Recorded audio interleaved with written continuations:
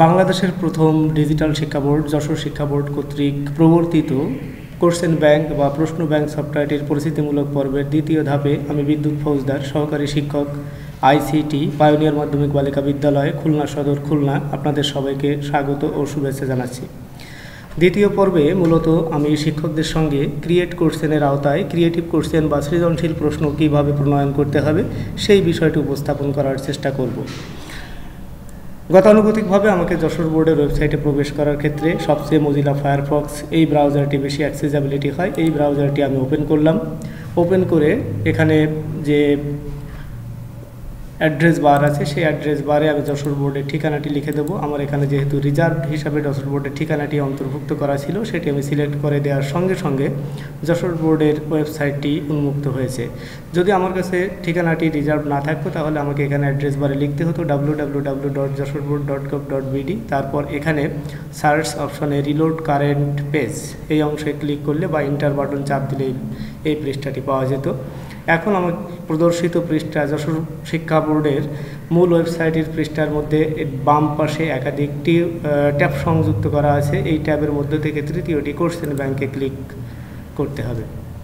Question ব্যাংকে click করার পর এখানে মাননীয় প্রধানমন্ত্রী, মাননীয় শিক্ষামন্ত্রী এবং মাননীয় শিক্ষা সচিবের ছবি সম্বলিত একটি পৃষ্ঠা উন্মুক্ত হয়েছে। যে পৃষ্ঠার প্রথমেই আমাকে প্রশ্ন ব্যাংকে স্বাগত জানানো হচ্ছে এবং এন্টার বাটন রাখা হয়েছে। আমাদেরকে এন্টার বাটনে ক্লিক করতে হবে।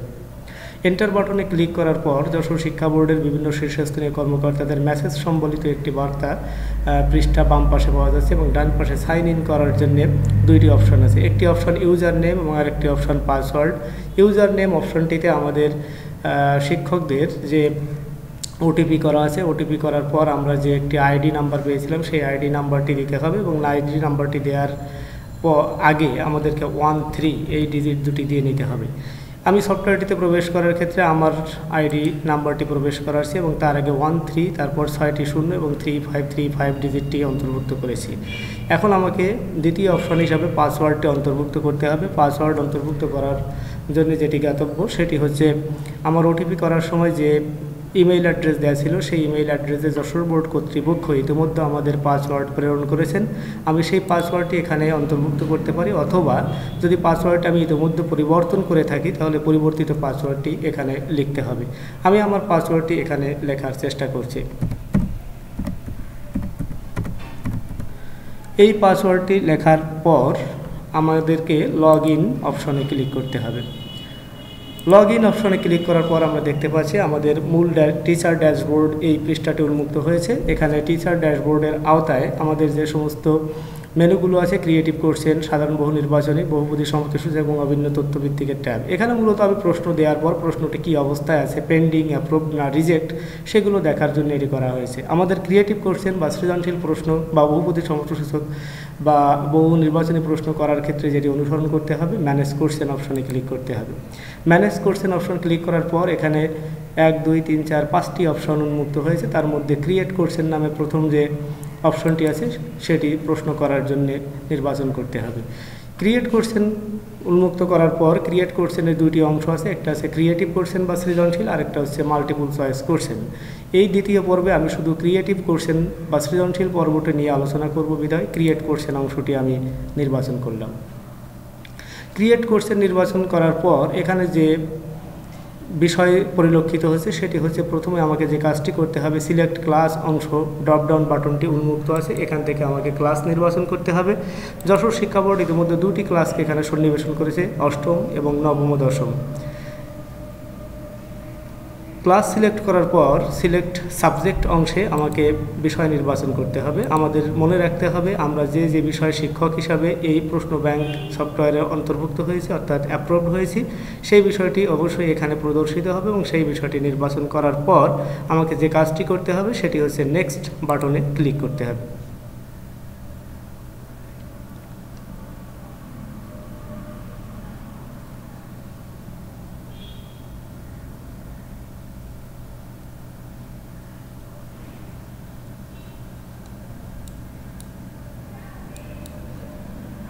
আমি নেক্সট বাটনে ক্লিক করেছি। ইন্টারনেট অ্যাক্সেসিবিলিটির কারণে একটু সময় লাগতে পারে কোনো সময়।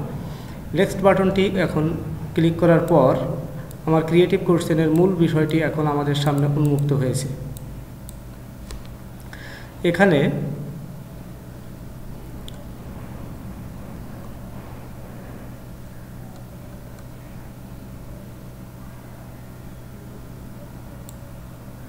মূল পেজটিতে প্রথমে অ্যাড ক্রিয়েটিভ কোশ্চেন লেখা আছে এবং তার পরবর্তীতে লেখা আছে আপলোড ইমেজ।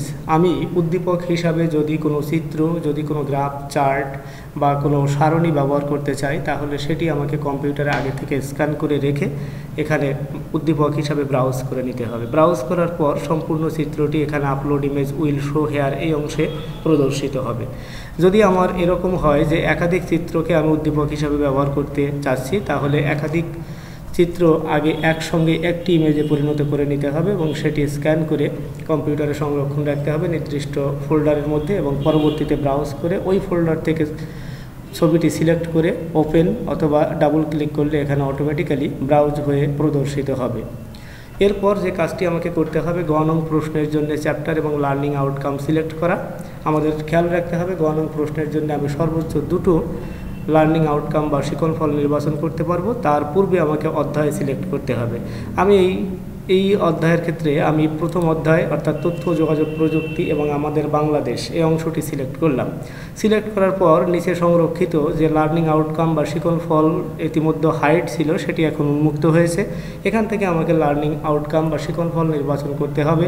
আমি প্রথমটির করার ক্ষেত্রে আমি নির্বাচন করলাম তথ্য যোগাযোগ প্রযুক্তির গুরুত্ব ব্যাখ্যা করতে পারবো এবং তথ্য যোগাযোগ প্রযুক্তির সংশ্লিষ্ট ব্যক্তিবর্গের অবদান বর্ণনা করতে পারবো এই অংশটি নির্বাচন। এবং এই শিক্ষণফল দুটি নির্বাচন করার পর আমাকে ঘ নং বা উচ্চতর দক্ষতার প্রশ্নটির জন্য অধ্যায় নির্বাচন করতে হবে। সেক্ষেত্রেও আমি প্রথম অধ্যায় নির্বাচন করলাম। প্রথম অধ্যায়ের পর আমি শিক্ষণফল নির্বাচন করলাম প্রথমটি এবং তৃতীয়টি। আমি যদি দ্বিতীয়টি করতাম তাহলে একটি বার্তা এখানে প্রদর্শিত হচ্ছে, কারণ একই শিক্ষণফল একাধিক ক্ষেত্রে গ এবং ঘ এর ক্ষেত্রে নির্বাচন করা যাবে না।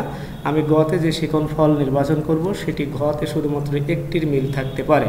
সেই শর্তে আমি প্রথমটি এবং এখান থেকে তৃতীয়টি নির্বাচন করলাম। নির্বাচন করার পর এখানে আমার যে উন্মুক্ত জায়গা আছে সেখানে মূলত উদ্দীপক লেখার জন্যে জায়গা। এই উদ্দীপক লেখার ক্ষেত্রে আমাকে একটি জিনিস খেয়াল রাখতে হবে, আমার অবশ্যই লেখার অভ্যস্ততা থাকতে হবে এবং পাশাপাশি আমাকে ইউনিকোড ব্যবহার করার অভ্যস্ততা থাকতে হবে। ইউনিকোডে লেখার জন্য আমরা যারা নিয়মিত কিবোর্ডে লিখি না বা কিবোর্ড আমাদের মুখস্থ নেই বা আমরা বিজয় কিবোর্ড ব্যবহার করি না, তারা অভ্র কিবোর্ড লেআউট ব্যবহার করতে পারি। অভ্র কিবোর্ড লেআউট ব্যবহার করতে না চাইলে যাদের আমাদের কিবোর্ড মুখস্থ আছে তারা বিজয় 52 এই সফটওয়্যারটির বার থেকে ইউনিকোড অংশটি সিলেক্ট করে দিতে পারি। ইউনিকোড অংশটি সিলেক্ট করার পর এখানে সরাসরি লেখা যায়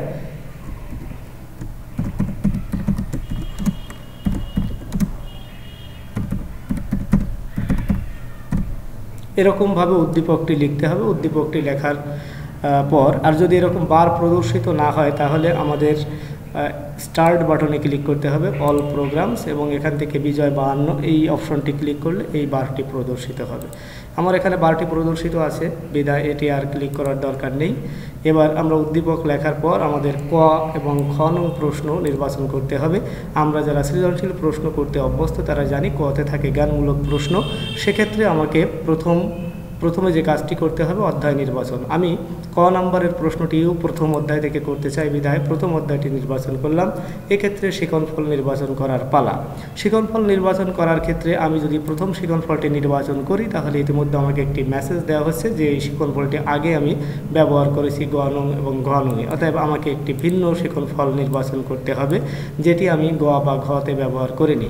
আমি এখান থেকে বাংলাদেশের ই-কমার্সের গুরুত্ব বর্ণনা করতে পারবে সেটি সিলেক্ট করলাম। সিলেক্ট করার পর এখানে যে কাজটি করতে হবে সেখানে জ্ঞানমূলক প্রশ্নটি আমাকে লিখতে হবে।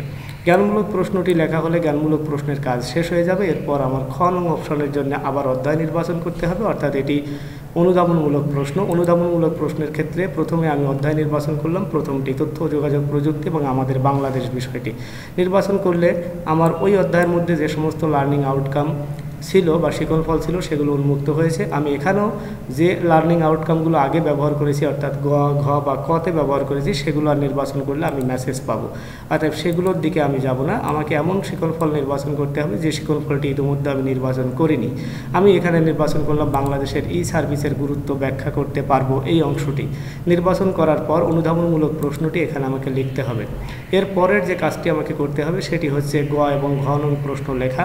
আমরা জানি গ এবং ঘ নং প্রশ্নটি অবশ্যই উদ্দীপক বা উদ্দীপকে ব্যবহৃত কোনো চিত্রে যে চিত্র ব্যবহার করা হয় সেই চিত্রের আলোকে করতে হবে। এটি কখনো উদ্দীপকের বাইরের প্রশ্ন হবে না। এখন গ নং প্রশ্নটি বা প্রয়োগমূলক প্রশ্নটি আমার উদ্দীপকের আলোকে ব্যাখ্যা করতে পারবে, বর্ণনা করতে পারবে, এরকম আলোকে লিখতে হবে। এরপর ঘ নং প্রশ্নটি বা উচ্চতর দক্ষতার প্রশ্নটি এখানে লিখতে হবে, সেটিও আমার উদ্দীপকের সঙ্গে সামঞ্জস্যতা বজায় রেখে লিখতে হবে। আমার প্রশ্ন গ এবং ঘ নং যদি এমন হয় যে উদ্দীপক দেখা লাগে না বা উদ্দীপক ছাড়াই সেটির উত্তর করা যায়, তাহলে আমার ক্রিয়েটিভ প্রশ্নটি হয়নি বলে ধরে নিতে হবে।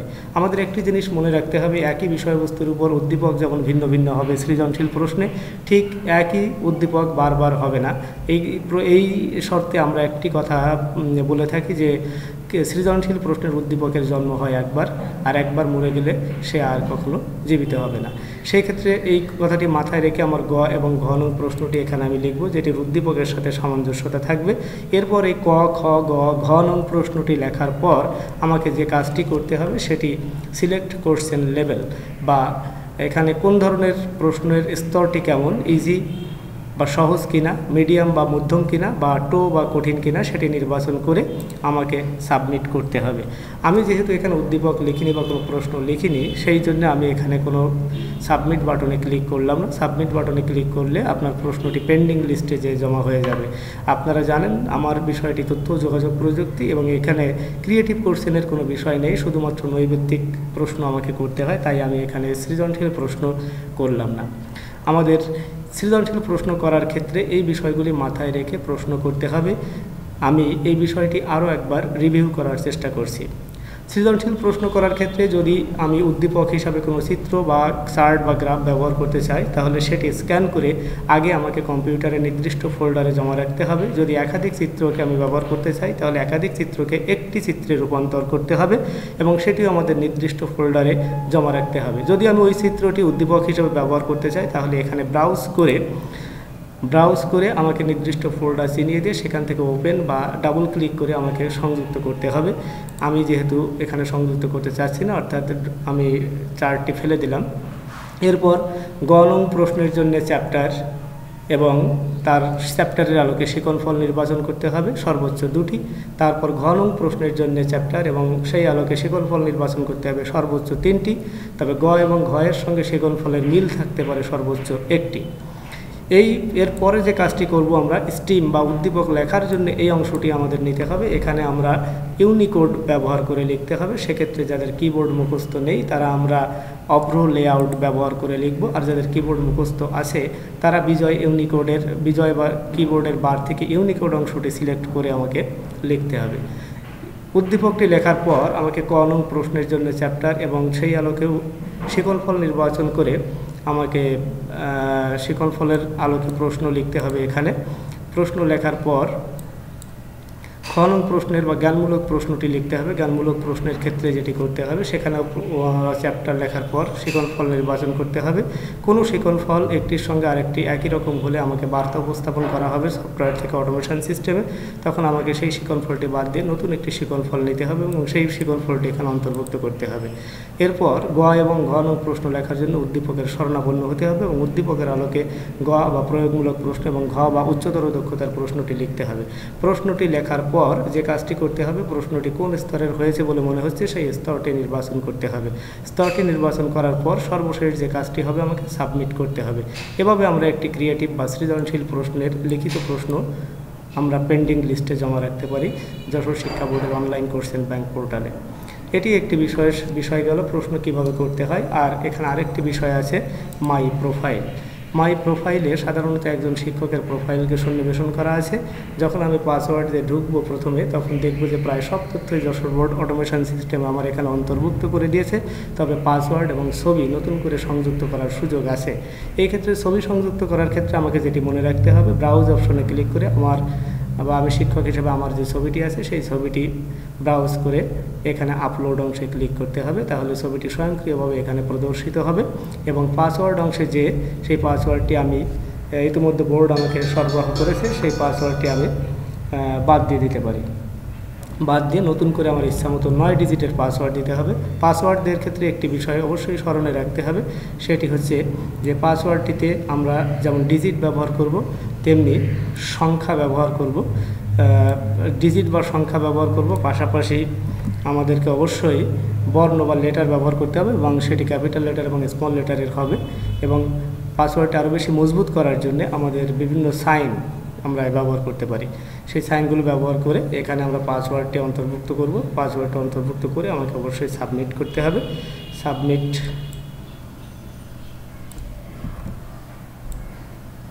করে আমি যখন প্রোফাইল থেকে বেরিয়ে যাব তখন অবশ্যই এখান থেকে লগ আউট অংশটি সিলেক্ট করে নেব। এভাবে একজন শিক্ষক হিসাবে আমি প্রতিনিয়ত বা নিয়মিত আমি প্রশ্ন ব্যাংকে প্রশ্ন আপলোড করতে পারবো। আমাদের অনেকেরই এখনও ভ্রান্ত ধারণা আছে যে একই সঙ্গে মনে হয় একটি সেট প্রশ্ন এখানে জমা রাখতে হবে, কিন্তু আসলে সেটি সঠিক নয়। নিয়মিত এখানে প্রশ্ন আপলোড করতে হবে, সারা বছর ধরে প্রশ্ন আপলোড করার সুযোগ আছে এবং আমাদের বোর্ড কর্তৃক যে মডারেট প্যানেল নির্দিষ্ট করা আছে তারা নিয়মিত আমাদের এই প্রশ্নগুলো পর্যবেক্ষণ করবেন। যে সমস্ত প্রশ্নগুলো উপযুক্ত মনে করা হবে সেগুলো অ্যাপ্রুভড লিস্টে চলে যাবে, আর যেগুলো আমাদের মডারেটর মনে করবেন যে এই প্রশ্নটি গতানুগতিক হয়নি বা সৃজনশীলের ধারায় হয়নি, তাহলে সেগুলো ওনারা রিজেক্ট করে দিবেন। রিজেক্ট করা প্রশ্নগুলো আমরা ড্যাশবোর্ডে যে দেখতে পারবো এই রিজেক্ট অংশে ক্লিক করলে, রিজেক্ট অংশে ক্লিক করলাম। রিজেক্ট অংশে ক্লিক করলে দেখা যাচ্ছে এখানে কোনো প্রশ্ন রিজেক্ট অবস্থায় নেই, থাকারও কথা না, কারণ আমি এই তথ্য যোগাযোগ প্রযুক্তি বিষয়ে কোনোভাবে কোনো সৃজনশীল প্রশ্ন করার চেষ্টা করিনি। যদি রিজেক্ট না হয়, প্রশ্নটি অ্যাপ্রুভড হলে অ্যাপ্রুভড লিস্টে পাওয়া যেতে পারে। সেক্ষেত্রে অ্যাপ্রুভড অংশে ক্লিক করলে আমরা প্রশ্নটি অ্যাপ্রুভড হয়েছে কিনা সেটি দেখতে পাবো এবং পেন্ডিং লিস্টে যদি প্রশ্নটি থাকে তাহলে বুঝতে হবে মডারেটরগণ এখনও প্রশ্নটি পর্যবেক্ষণ করেননি। আমার প্রশ্নটি পর্যবেক্ষণ না হওয়া পর্যন্ত পেন্ডিং লিস্টে থাকবে। পেন্ডিং লিস্টে থাকা প্রশ্নটি আমি পুনরায় সংশোধন করে দিতে পারবো, নতুন কিছু সংযোজন করতে পারবো। কিন্তু একবার অ্যাপ্রুভ বা রিজেক্ট হয়ে গেলে করা যাবে, কিন্তু অ্যাপ্রুভ হলে তাতে আর কিছু সংযুক্ত করার সুযোগ থাকবে না। আশা করি আমরা যারা সাধারণ শিক্ষক প্রশ্ন ব্যাংকের প্রশ্ন নিয়ে বিভ্রান্তির মধ্যে আছি তাদের ক্ষেত্রে এই টিউটোরিয়ালটি কিছু উপকার করতে পারে এবং এই টিউটোরিয়ালটি অনুসরণ করে আমরা যদি নিজেরা চেষ্টা করি কিভাবে প্রশ্ন আপলোড করব, তাহলে আমার মনে হয় কাজটি সহজ হবে। সবাইকে ধন্যবাদ জানাচ্ছি। এখান থেকে বেরিয়ে যাওয়ার ক্ষেত্রে অবশ্যই আমাকে প্রোফাইলে লগ আউট করে বেরিয়ে যেতে হবে, এই বিষয়টি মনে রাখবেন। এরপর আমি তৃতীয় টিউটোরিয়ালে বহু নির্বাচনী প্রশ্ন কিভাবে করতে হয় সেই বিষয়টি নিয়ে আলোচনা করব। আশা করি সঙ্গে থাকবেন। ধন্যবাদ।